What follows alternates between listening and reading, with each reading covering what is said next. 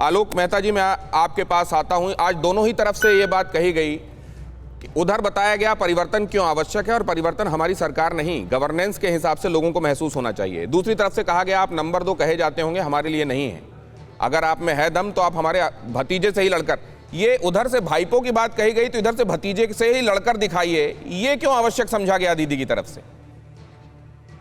देखिए, मुझे लगता है कि जिस तरह से बार बार ये कहना कि वो बाहर के लोग हैं, इतने बड़े संख्या में वहां पर उत्तर भारतीय भी है, देश भर के लोग सभी जगह हैं, चाहे वो मुंबई हो या बंगाल।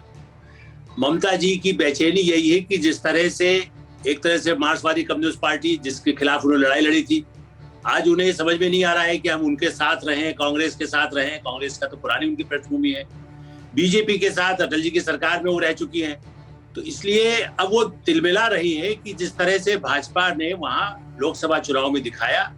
और आज आप अमित शाह जी की, चलिए हम पुरानी बात नहीं करते, अमित शाह जी की रैली में इस बार भी और उसकी पिछली बार भी, या प्रधानमंत्री जब वहां गए, जिस तरह का उत्साह दिखाई देता है।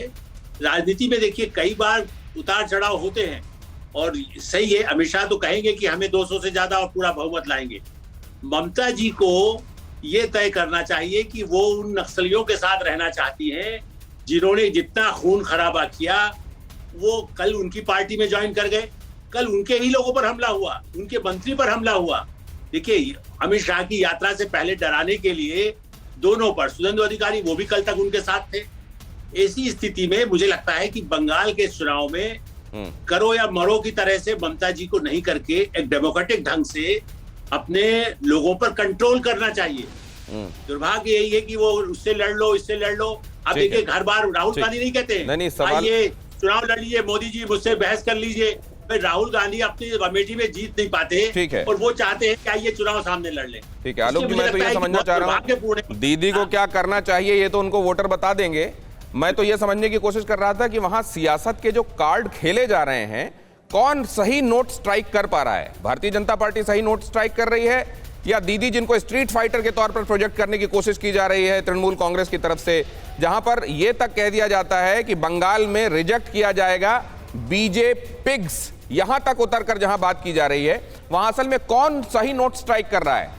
घुसपैठ हो, दुर्गा पूजा को लेकर बात हो, इस सब पर अमित शाह ने अपनी बात कही। उन्होंने कहा कि यहां पर भयमुक्त वातावरण बने, सभी लोग पूजा पाठ कर पाएं और ऐसा करते उनको डर ना लगे। फिक्र आपकी, सोमवार से शुक्रवार रात 9 बजे सिर्फ TV9 भारतवर्ष पर।